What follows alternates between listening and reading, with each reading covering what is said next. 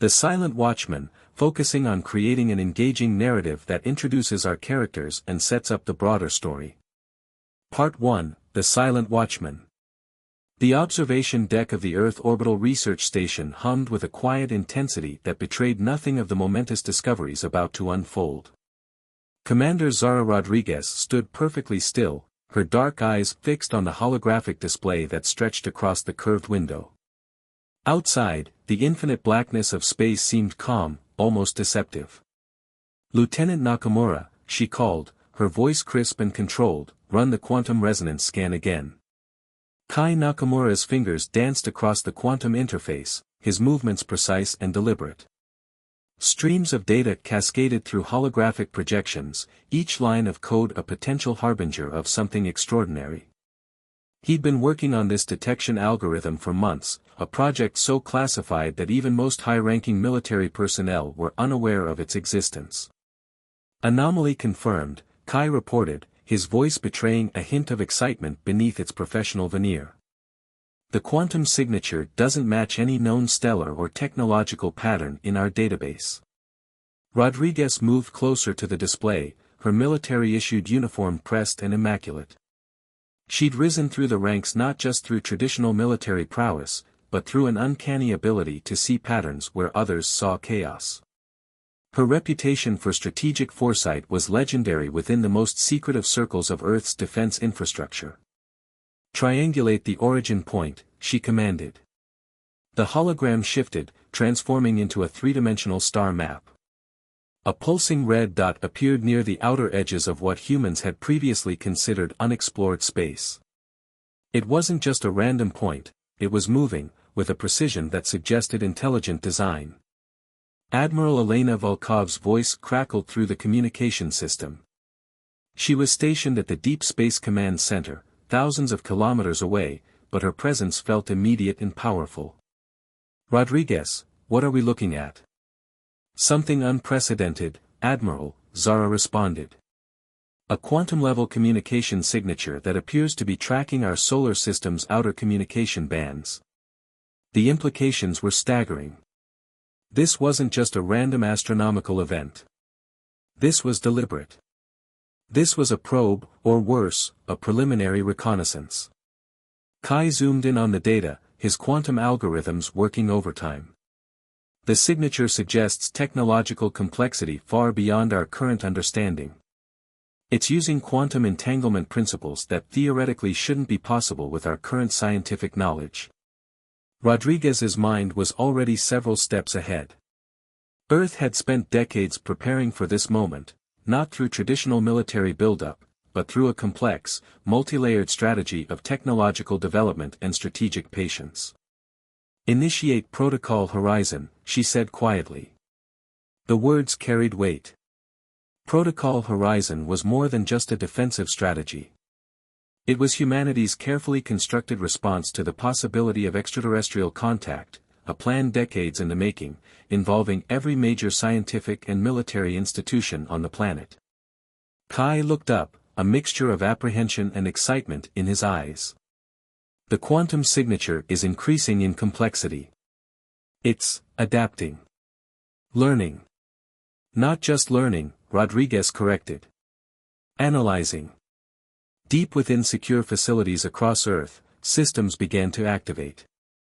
Research laboratories that appeared dormant suddenly hummed with hidden energy. Satellite networks, long thought to be simple communication arrays, began reconfiguring themselves with mathematical precision. Admiral Volkov's voice returned, this time with an edge of controlled urgency. "Confirm your assessment, Commander. Are we looking at potential first contact or a threat?" Rodriguez's response was measured. "At this point, Admiral, they're one and the same." The red dot on the holographic display continued its methodical movement, a silent messenger from the unknown, approaching humanity's doorstep with calculated deliberation. Humanity had been waiting. Preparing. And now, something was about to change forever. Technological awakening, maintaining the narrative style and introducing our new characters while building on the tension established in Part 1. Part 2, Technological Awakening. Deep beneath the Atacama Desert in Chile, a facility that didn't officially exist was about to become the epicenter of humanity's most ambitious technological response. Dr. Rafael Santos stood before a massive holographic display, his dark eyes reflecting the intricate web of quantum circuits and advanced schematics. Initial containment protocols are active, he announced to the assembled team.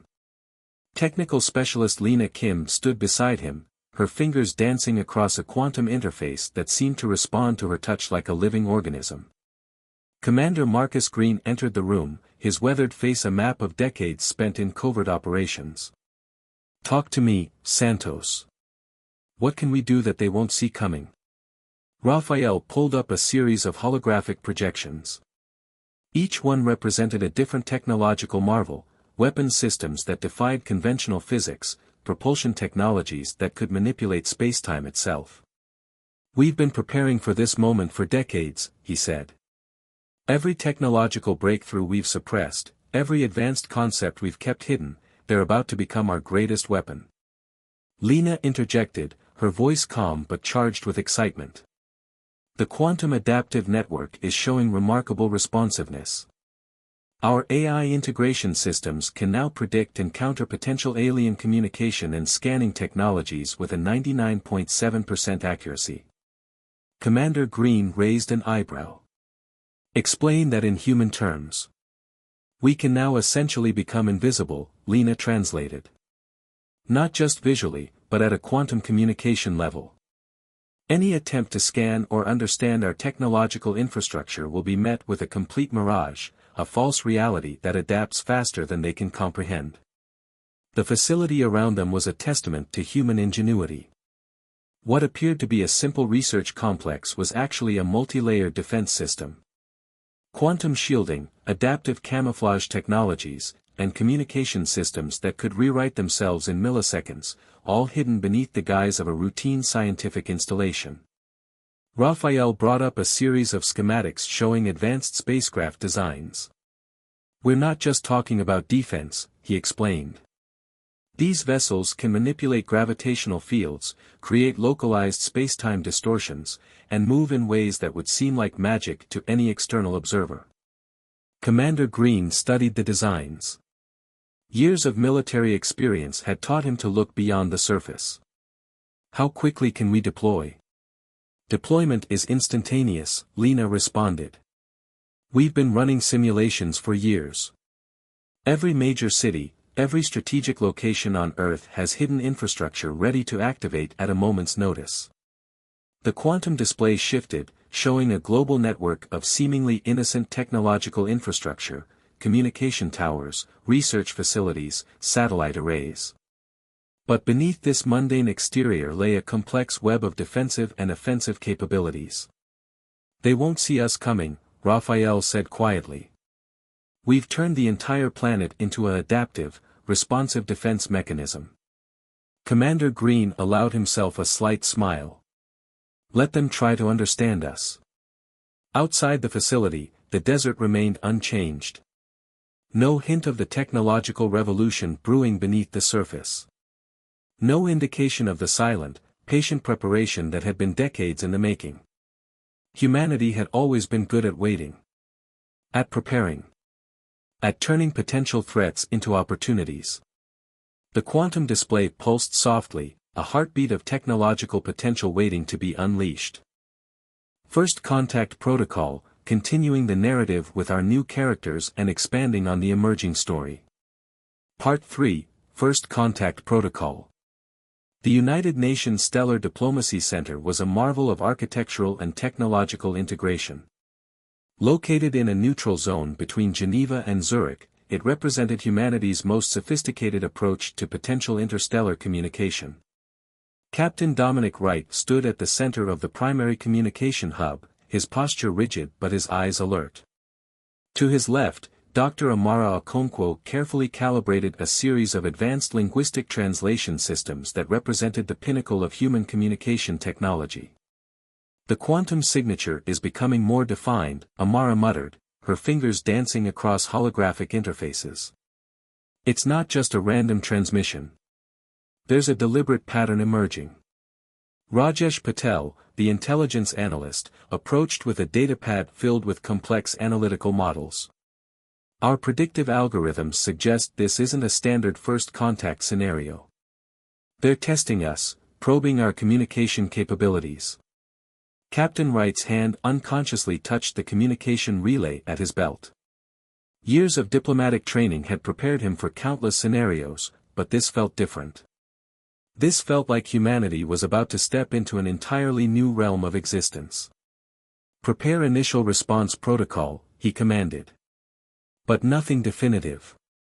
We want them to understand we're aware, but not desperate to communicate. Amara nodded, her linguistic algorithms already crafting a response that was simultaneously complex and ambiguous. The message would be a mathematical and linguistic puzzle, a way to assess the technological and communicative capabilities of the unknown entity. The room hummed with tension. Decades of preparation had led to this moment. Humanity had spent years developing communication strategies that went far beyond traditional linguistic approaches. They weren't just preparing to talk, they were preparing to understand. Quantum encryption is holding, Rajesh reported. Whatever is out there won't be able to penetrate our communication layers without revealing significant information about their own technological capabilities. A holographic representation of the incoming signal filled the central display. It wasn't just a simple transmission, it was a complex, multidimensional communication that seemed to exist in multiple states simultaneously.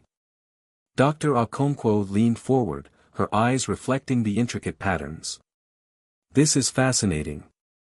They're using a communication method that doesn't just transmit information, it adapts and evolves with each interaction. Captain Wright understood the implications immediately. This wasn't just a message.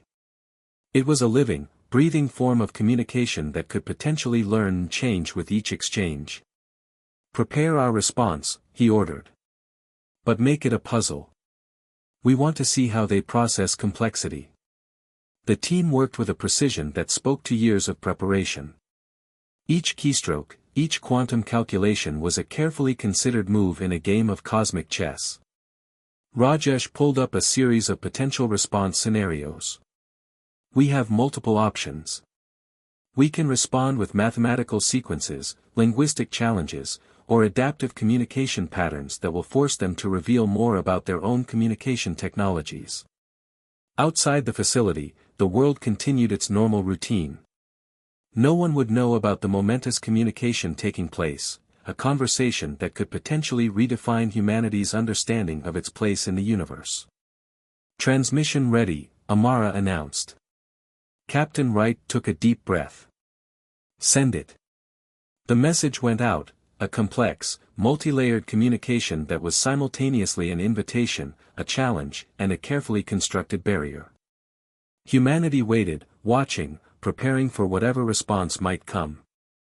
The Quantum Veil, continuing our narrative with the characters introduced in our previous installments. Part 4, The Quantum Veil. Admiral Jonathan Chen stood in the Central Command Center of the Horizon Deep Space Research Facility, his weathered hands clasped behind his back as he studied the incoming data streams. The facility, buried beneath the Mariana Trench, represented the pinnacle of humanity's most advanced technological research. Dr. Valentina Rodriguez, no relation to the earlier Commander Zara Rodriguez, approached with a series of quantum computational models. Her holographic display flickered with complex mathematical patterns that seemed to dance and shift in impossible ways. The quantum signature is becoming more interactive, she reported. It's not just responding to our probes, it's anticipating them. Lieutenant Commander Ibrahim Hassan joined them, his expertise in advanced propulsion systems making him a crucial part of the research team. Our dark energy containment systems are showing unprecedented stability. Whatever is out there, it's forcing us to push our technological boundaries. The facility around them was a marvel of human engineering. What appeared to be simple research equipment was actually a sophisticated network of defensive and exploratory technologies. Each system was designed to not just observe, but to adapt and respond to potential extraterrestrial contact. Admiral Chen studied the data with a calculated intensity. We're not just preparing for a potential encounter, he said quietly. We're preparing to demonstrate that humanity is not a species to be underestimated. Dr. Rodriguez brought up a series of advanced propulsion schematics. Our quantum drive prototypes can now manipulate spacetime in ways that would have been considered impossible just a decade ago. We're not just developing technology, we're rewriting the fundamental laws of physics. The room hummed with a mixture of tension and anticipation. Years of secret research, billions of dollars of investment, and the collective intellectual might of humanity's best minds were focused on this singular moment. Lieutenant Commander Hassan pointed to a complex series of energy readings. Look at the quantum resonance patterns. They're not just random, there's an intelligence behind these transmissions. Something is actively studying us, trying to understand our technological capabilities. Admiral Chen allowed himself a slight smile. Let them look. Let them try to understand. The facility's quantum shields pulsed softly, a nearly imperceptible barrier that could instantly reconfigure itself to counter any potential threat. Entire networks of satellites and ground-based systems stood ready, their true capabilities hidden beneath layers of misdirection and technological complexity. Prepare the Quantum Adaptive Response Protocol, Chen commanded. If they want to study us, let's give them something to study. Dr. Rodriguez's fingers flew across the quantum interface. A series of complex mathematical sequences began to broadcast, each one a carefully constructed puzzle that would both reveal and conceal humanity's true technological capabilities. Transmission initiated, she announced. The message went out, a quantum communication that was simultaneously an invitation, a challenge, and a warning. It spoke of humanity's potential without revealing its full capabilities. Outside the facility, the deep ocean remained unchanged. Kilometers above, satellites continued their routine orbits. To any external observer, nothing extraordinary was happening. But humanity was preparing. Watching. Waiting. Galactic diplomacy, continuing our narrative with the characters introduced in our previous installments. Part 5, Galactic Diplomacy. The stellar diplomatic nexus hung in Earth's orbit like a gleaming beacon of potential. Ambassador Victoria Reyes stood at the central observation deck, her posture a perfect balance of diplomatic grace and underlying strength. Behind her, a holographic representation of potential diplomatic scenarios shifted and transformed.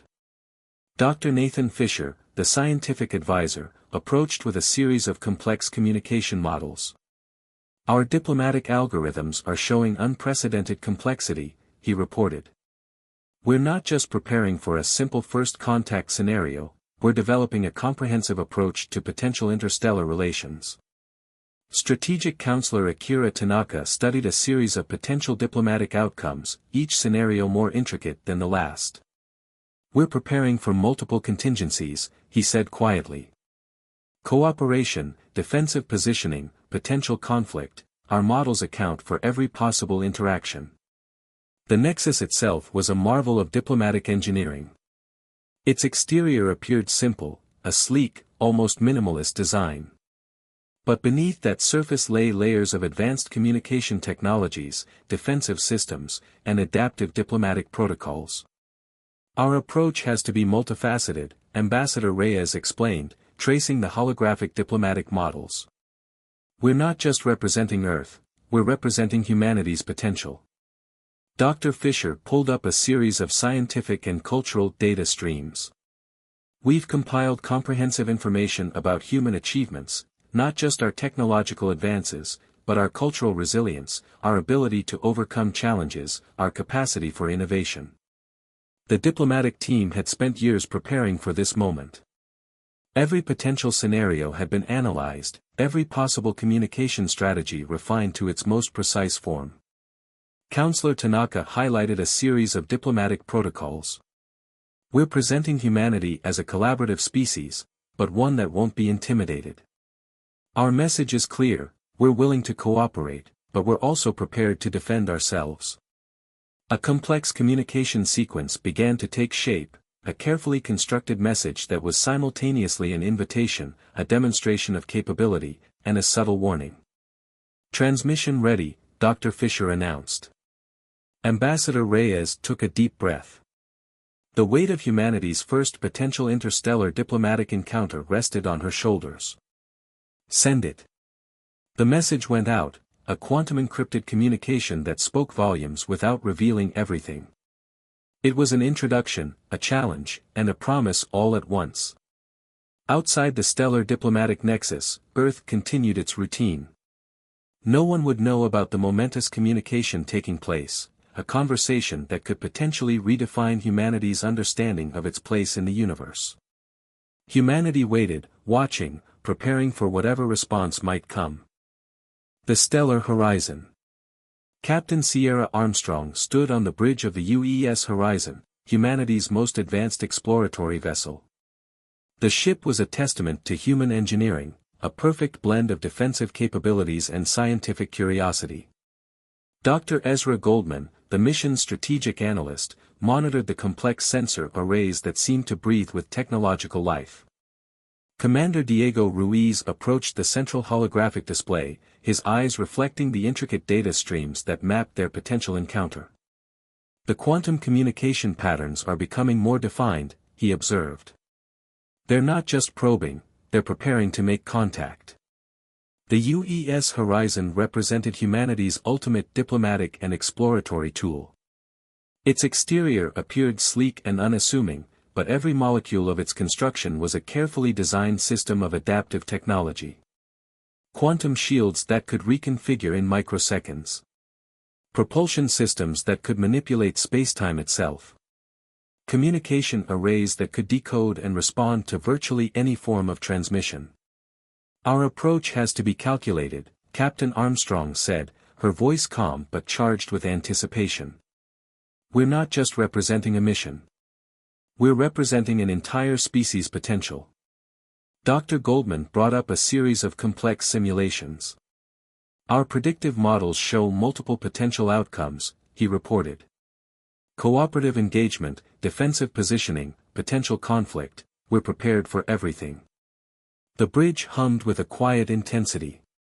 Years of preparation, decades of technological development, centuries of human resilience had led to this moment. Commander Ruiz highlighted a series of communication protocols. "We're presenting ourselves as a species of explorers," he explained. "Curious. Adaptive. Prepared." A complex communication sequence began to take shape, a message that was simultaneously an invitation, a demonstration of capability, and a subtle promise of humanity's potential. "Quantum encryption is holding," Dr. Goldman announced.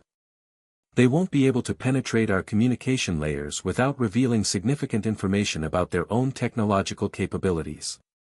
Captain Armstrong took a deep breath. The weight of humanity's first true interstellar encounter rested on her shoulders. "Prepare final transmission sequence." The ship's communication systems came alive, a symphony of quantum-encrypted signals that spoke of humanity's journey. Not just a technological narrative, but a story of survival, innovation, and limitless potential. Outside the ship's quantum-shielded hull, the infinite darkness of space seemed to hold its breath. "Transmission initiated," Commander Ruiz reported. The message went out, a complex, multidimensional communication that was more than just a simple greeting. It was a declaration. A promise. A challenge. Humanity had spent centuries preparing for this moment. Not just with technology, but with an unbreakable spirit of exploration and resilience. In that infinite moment between transmission and potential response, humanity stood united. Watching. Waiting. Ready. The universe listened.